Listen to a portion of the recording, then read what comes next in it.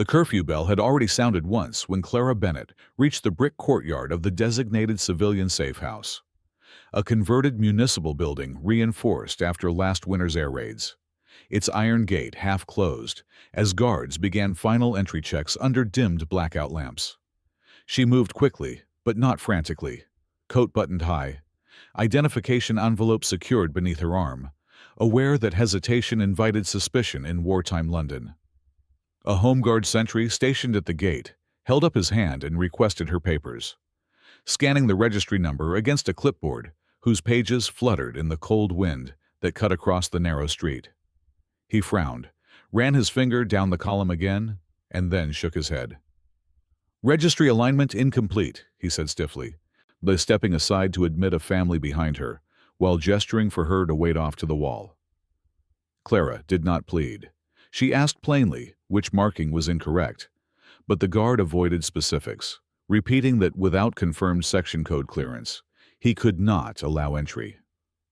The heavy wooden door opened and closed twice more, admitting others while she remained standing outside, beneath the darkening sky. The distant thrum of aircraft engines, faint, but unmistakable beyond the river. The line thinned. The courtyard emptied. The guard reached toward the gate latch to secure it before full blackout. At that precise moment, a staff car rolled into the courtyard gravel, its tires crunching sharply enough to draw both their attention, and a British Army officer stepped out, greatcoat collar turned up, captain's insignia catching the last light. He assessed the nearly shut gate, then Clara, then the clipboard in the guard's hand without raising his voice. "Why is she not inside?" he asked evenly. The guard explained the registry discrepancy, but the officer extended his hand for the documents before the explanation finished, scanning the numbers himself and comparing them to the printed district code stamped at the bottom. "The alignment is correct," he said calmly. "You misread the secondary column." Without ceremony, he signed the margin beside her name, initialed the correction, and ordered the gate reopened. "Admit her. We do not leave civilians outside over clerical hesitation." The guard stepped aside immediately. Clara entered the safe house as the door closed firmly behind her, just as the siren rose louder over the rooftops, and the captain remained standing in the courtyard, watching the sky rather than the paperwork. Inside the reinforced corridor of the safe house, the air was thick with the smell of damp wool and kerosene lamps, civilians settling along wooden benches while wardens moved briskly between them checking lantern shields and emergency blankets. Clara had taken only a few steps past the entry desk when the British captain entered behind her, removing his gloves with deliberate calm, as if the interruption at the gate had been a minor administrative detail rather than a near exclusion. He handed her papers back without ceremony. "You were assigned to District 7 shelter rotation," he said evenly. "Your transfer stamp was valid." Clara thanked him without excess gratitude, her composure intact, and tucked the envelope securely into her coat. The captain paused a moment longer than required, studying her name. "Bennett," he repeated. Any relation to Thomas Bennett of the Royal Engineers?" The question caught her attention. "My brother," she replied carefully. "He was posted near Portsmouth before deployment." The captain gave a small nod. "I served with his unit during the coastal reinforcement drills last year." The information shifted the space between them instantly. Not intimacy, but recognition. "He once volunteered to stay back during a munitions loading error," the captain added quietly. "Saved a detachment from disciplinary review." Clara's posture softened slightly, though she did not allow emotion to overtake the moment. "That sounds like him," she said. Outside, the siren swelled higher, and wardens began guiding civilians toward the lower chamber. The captain lowered his voice just enough to remain private without secrecy. "District 7 has had repeated registry inconsistencies this month," he said. "Not random errors." Clara met his gaze directly. "Women from my street were redirected twice last week," she replied. "Told to wait elsewhere. No explanation." The captain's expression sharpened, not anger, but calculation. "That should not happen," he said simply. A warden called out that aircraft had been spotted to the east, and the shelter lights dimmed further. The captain gestured toward the stairwell leading underground, but remained standing a second longer, as though something larger than paperwork had just surfaced. "After this clears," he said quietly, "I would like to review the district logs." Clara did not hesitate. "Then I'll show you where they're kept." Above them, the distant hum of engines grew louder, and for the first time that evening, the correction at the gate felt less like a single act of authority and more like the opening of something that had been overlooked for too long. The air raid lasted less than an hour. The dull percussion of distant explosions shaking dust from the shelter ceiling, while civilians sat in disciplined silence beneath the reinforced beams. When the all clear finally sounded and the heavy doors were unlatched, people filtered back into the courtyard with the steady composure London had learned to maintain. Clara remained near the stairwell as the British captain spoke briefly with the shelter warden, requesting access to the district registry logs stored in the upper administrative office. No one objected. His insignia carried weight, and the evening's near mistake had already unsettled more than one guard. Inside the small office overlooking the courtyard, a wooden desk stood beneath a single shaded lamp, and beside it rested a metal filing cabinet containing weekly registry transfers. Clara stepped forward and indicated the binder labeled District 7 Rotation. The captain opened it and began turning pages slowly, not scanning for one name, but for structure. Clara leaned over the desk, watching his finger move down the columns where registry numbers were aligned with assigned safe houses. Within minutes, he paused. "These 3 entries," he said quietly, tapping the margin, "transferred out of rotation 2 days before curfew incidents." Clara read the names. 2 women from her street and an elderly shopkeeper who had complained about being redirected during the previous alert. "They were told their sections were full," she said. The captain compared the transfer dates to the shelter capacity sheet clipped to the back of the binder. The numbers did not match. The District 7 had never reached full allocation on those nights. "These were reassigned on paper," he said evenly, "but not physically redirected." Clara understood at once what that meant. People had been removed from the rotation without being properly placed elsewhere, left to navigate curfew with no official shelter designation. "Why?" she asked, not rhetorically. The captain closed the binder halfway and considered. "Administrative manipulation," he replied, "or something more deliberate." Through the office window, Clara noticed a clerk crossing the courtyard, carrying a stack of stamped documents toward a side building that did not house civilians, but supply records. The captain followed her gaze. "District 7 registry adjustments are authorized through that annex," he said. "Only one officer signs off on those transfers." Clara turned back to the open binder, her name still fresh in the margin where he had corrected the guard's mistake. "If it hadn't been you tonight," she said steadily, "I would have been removed too." The captain did not answer immediately.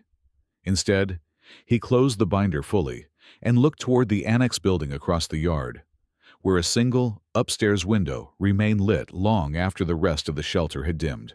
The courtyard had nearly emptied by the time the captain stepped out of the registry office, the blackout curtains already drawn tight over the safe house windows, and wardens extinguishing exterior lamps one by one. Clara walked beside him toward the annex building where district transfer approvals were processed, its upper window still glowing with deliberate persistence. He did not rush. He did not confront anyone blindly. Instead, he stopped near the shadow of the brick wall and spoke quietly, but directly. "If registry transfers are being altered," he said, "it will not be random. It will follow a pattern. Same street cluster, same demographic, same nights." Clara understood at once. "Women," she said. "Mostly women who live alone, or whose husbands are deployed." The captain nodded once. "That reduces immediate protest," Clara considered the street where she lived. The widows, the seamstresses, the mothers waiting for letters from overseas. If they're removed from shelter rotation, they're forced to seek cover wherever they can, she said. And if something happens... She did not finish the sentence. The captain continued the thought in a different direction. Or they are redirected somewhere else entirely, he said. That possibility hung between them, heavier than the air raid had. He outlined the structure quickly and precisely. Registry transfers were approved through the annex office under the authority of a senior administrative officer assigned to civil coordination. Those records were not public. To challenge them required proof that removals were both irregular and intentional. "We cannot accuse without documentation," he said. Clara folded her arms, not defensively, but thoughtfully. "Then we gather it," she replied. "The women on my street will speak. I know who was redirected, and I know the dates." The captain studied her for a moment, recognizing that she was not asking for protection now, but offering participation. The plan formed without dramatics. Clara would discreetly confirm which residents had been removed from District 7 rotation and whether any were reassigned officially elsewhere. The captain would request access to the annex authorization ledger under routine inspection authority, citing clerical review following the earlier gate discrepancy. If the names matched, removed from registry yet not placed in alternative shelters, they would have grounds for formal inquiry. A figure moved past the annex window, briefly silhouetted against the lamplight, then disappeared behind a cabinet. The captain adjusted his gloves. "We proceed carefully," he said. "If this is deliberate, it will not welcome attention." Clara met his gaze without hesitation. "It already tried to leave me outside." The captain allowed himself the faintest acknowledgement of that truth. Tomorrow night, under the cover of routine inspection, they would begin counting names instead of trusting margins. The following evening, the courtyard of the safe house looked no different from any other wartime dusk. Yet Clara felt the tension beneath its routine order. Wardens checked lantern covers, civilians lined up with documents in hand, and the annex window above the side building glowed once more against the dimmed street. The British captain arrived not in haste, but with measured formality, presenting a written request for registry verification under the authority of district oversight. The annex clerk, a narrow-shouldered man with ink-stained fingers, hesitated only briefly before unlocking the cabinet containing transfer authorizations. Clara remained just outside the office threshold, not intruding, but close enough to hear the steady turning of pages as the captain began reviewing entries one by one. The ledger was thick, bound in dark leather, and each page recorded names reassigned from District 7 to alternate designations. At first glance, the entries appeared ordinary: initials, dates, official stamps. But the captain slowed his inspection when he noticed that several transfers shared the same approving signature, written in identical ink on consecutive evenings. Clara stepped closer when he called her quietly, pointing to 3 familiar surnames from her street. None of them listed an alternative shelter location. The column where reassignment details should have appeared remained blank. "Removed," the captain said evenly, "but not relocated." The clerk shifted uneasily and insisted that supplemental documents might exist in a secondary file. Yet, when those files were retrieved, the corresponding pages were missing entirely. Clara's pulse steadied rather than quickened. Absence itself was evidence. The captain compared the dates to Clara's handwritten list of curfew nights when women had been redirected at the gate. The alignment was exact. Each removal preceded a denial at the safe house by less than 24 hours. Footsteps sounded in the corridor outside, firmer than the clerk's and slower than a warden's. The senior administrative officer assigned to civil coordination entered without announcement, his uniform immaculate, his expression unreadable. He glanced from the open ledger to Clara and then to the captain. "Routine review?" he asked, tone controlled. The captain closed the ledger gently, but did not return it to the cabinet. "Clarifying discrepancies," he replied. The officer's gaze lingered on Clara a moment longer than courtesy required, before shifting back to the documents in the captain's hands. "District transfers are not to be questioned without prior notice," he said. The room fell silent except for the soft ticking of a wall clock.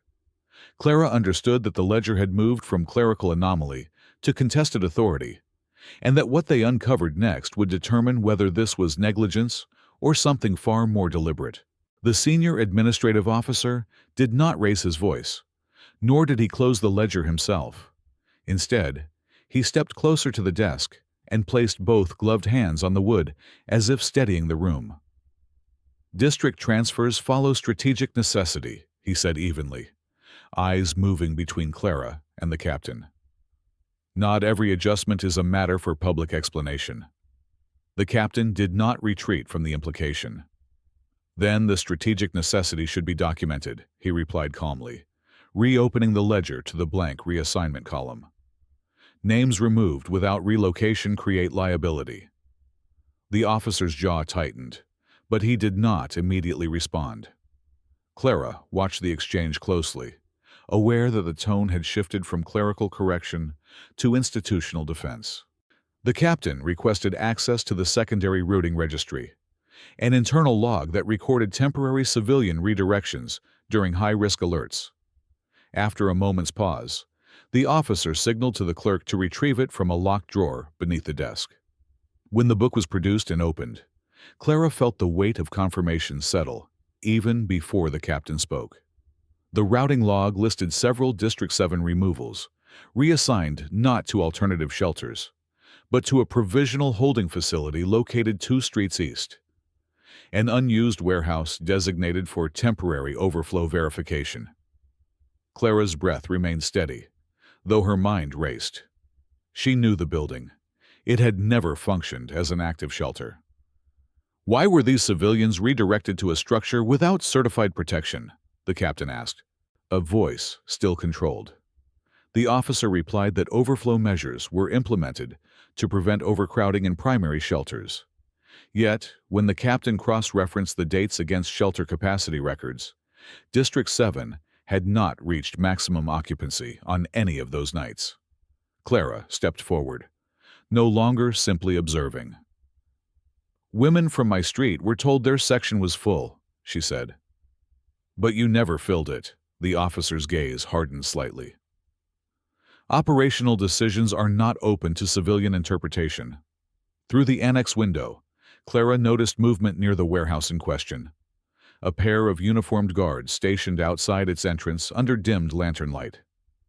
The captain followed her line of sight and closed the routing log deliberately. "We will inspect that facility tonight," he said. The officer objected, citing security protocol, but the captain responded with equal firmness that any building housing civilians during air alerts required verification under district oversight. The decision was made without raised voices, but with unmistakable finality. Clara understood then that what had begun as a denied entry at a gate had led them to something larger. Civilians removed from official protection and redirected somewhere concealed. As they stepped out of the annex and into the darkening courtyard, the warehouse 2 streets east waited in silence, its doors closed, its purpose no longer a matter of assumption. The warehouse stood in a narrow service lane 2 streets east of the safe house, its brick exterior unmarked except for a temporary district seal affixed near the side entrance. 2 guards were posted outside beneath low lantern light, their posture more rigid than routine overflow duty would require. Clara remained half a step behind the captain as they approached, aware that her presence alone signaled this was no ordinary inspection. The captain identified himself and requested immediate access under district oversight authority. One guard hesitated before unlocking the side door, the other glancing briefly toward the upper window, where a dim light flickered against drawn curtains. Inside, the air was colder than it should have been for a structure designated as temporary civilian shelter. A handful of folding cots lined the far wall. But no bedding was laid out, and no heating apparatus was active. More concerning was the ledger placed on a small metal desk near the entrance, separate from the official registry books they had reviewed earlier. The captain opened it without delay. Names from District 7 appeared again, listed as pending verification, yet none bore confirmation of entry or exit. Clara scanned the entries rapidly, recognizing two women from her street whose houses had been shuttered during recent alerts. "They were told to report here," she said quietly. But no one confirmed they were admitted.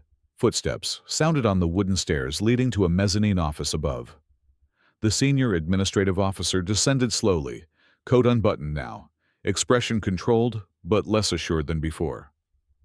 "This facility is under review," he said, as though offering clarification rather than explanation. The captain did not raise his tone. "It houses civilians during air alerts without certified reinforcement or heat," he replied, "and it operates outside the approved shelter rotation." Clara stepped forward, not as an observer, but as a witness. "Women were removed from protected shelter to be redirected here," she said, without being told the difference. A low rumble echoed faintly from beyond the river, distant aircraft once more moving across the sky. The guards shifted uneasily. The captain walked the length of the room, inspecting the exposed ceiling beams and thin walls. "This structure would not withstand sustained impact," he said plainly. The administrative officer countered that temporary overflow was necessary to manage capacity fluctuations, yet he could not produce documentation authorizing the redirection. The separate ledger, unsigned and unstamped, lay open on the desk like evidence waiting to be acknowledged. Clara understood the danger. Now was not only physical, but administrative. If left unchallenged, this warehouse could continue to receive those quietly removed from official rotation. The captain closed the unofficial ledger and turned toward the door. "This facility will be suspended pending formal inquiry," he said firmly. The officer's silence was no longer procedural. It was defensive. Outside, the street had begun to empty again, and word was already spreading that something unusual was unfolding beyond the safe house gates. By the time the captain and Clara stepped back into the service lane, several residents from District 7 had gathered near the corner, drawn by the sight of officers entering a building long rumored to serve no clear purpose. Word traveled quickly in wartime streets, especially when curfew enforcement seemed uneven. The captain did not disperse the small crowd. Instead, he signaled one of the guards to remain at the warehouse entrance and instructed the other to summon the district warden and municipal liaison immediately. Within minutes, the warden arrived with a lantern and a folded shelter capacity sheet, followed closely by two senior clerks from the annex who had clearly not expected to be called outside their office. The captain spoke plainly and without spectacle. He explained that civilians had been removed from certified shelter rotation and redirected to a facility lacking structural reinforcement and proper documentation. He did not accuse recklessly. He laid out the ledger entries, the missing relocation stamps, and the absence of official authorization for the warehouse's use. Clara stood beside him, not hidden behind authority, but visible as the person first denied entry due to a registry discrepancy. When one woman from her street stepped forward to confirm she had been instructed to report to the warehouse during a previous alert, the murmur among the gathered neighbors shifted from confusion to clarity. The district warden compared the approved shelter map to the warehouse location and confirmed publicly that it was not designated as an authorized air raid protection site. The municipal liaison requested immediate inspection notes, and the captain handed over the unofficial ledger found inside. The senior administrative officer, now standing at the edge of the group, attempted to frame the warehouse as temporary overflow under emergency discretion. But the lack of documentation and the risk to civilian safety had already turned the conversation. A decision was made on the spot. The warehouse would be sealed pending review, and all District 7 residents previously removed from rotation would be reinstated immediately. Clara felt the shift in the crowd not as triumph, but as steadiness returning. Neighbors who had once been quietly redirected now stood openly beside one another, no longer uncertain about their shelter assignments. The captain's authority had not silenced the matter. It had clarified it. The correction happened in view of those affected, not behind office doors. As lantern light flickered across the brick walls and curfew approached once more, the warehouse door was officially sealed, and District 7's rotation was restored to its rightful registry. The following week, the service lane outside the sealed warehouse looked ordinary again, though the district registry board at the safe house entrance now bore a revised notice affirming that all civilian shelter assignments must be documented and publicly verifiable. Clara resumed her evening routines without ceremony, returning to her position in line like everyone else when curfew approached. Her name now printed clearly in the District 7 column without margin corrections or secondary stamps. The British captain was reassigned shortly afterward to oversee broader coordination across neighboring sectors. Yet before departing, he conducted one final review of the shelter rotation ledger, ensuring that the reinstated names matched the official capacity map. No additional irregularities surfaced. The administrative officer who had authorized the warehouse diversion was placed under formal inquiry, and the annex procedures were rewritten to require dual signatures on all transfer adjustments. Clara did not seek recognition, but recognition found her nonetheless in subtle ways. Women from her street began checking registry entries together, rather than individually, no longer accepting vague refusals at the gate. Wardens, too, read the columns more carefully before turning anyone aside. The safe house doors closed each night with a different weight now, not exclusion, but assurance. When another air raid came weeks later, the courtyard filled quickly and without confusion, and no one stood outside waiting for a margin note to be interpreted correctly. Months passed, and as the war shifted beyond the city's immediate skies, the memory of the warehouse incident became less rumor and more precedent. Clara continued to live on the same street, the rhythm of blackout and dawn shaping her days like everyone else's. The captain sent one brief letter before transferring south, not personal, but professional, informing her that District 7's case had been cited in new oversight guidance. She folded the letter into her document envelope beside her registry papers, not as a token of gratitude, but as evidence that vigilance had consequences. On a clear evening, long after the sirens had quieted for good, Clara stood once more in the courtyard as the safe house doors closed behind the last arrival. The gate locked firmly, the lanterns dimmed, and no one remained outside. The correction had not required spectacle, only inspection and resolve. In a war defined by distant battles, it had been a gate, a ledger, and the refusal to misread a column that preserved dignity where it mattered most.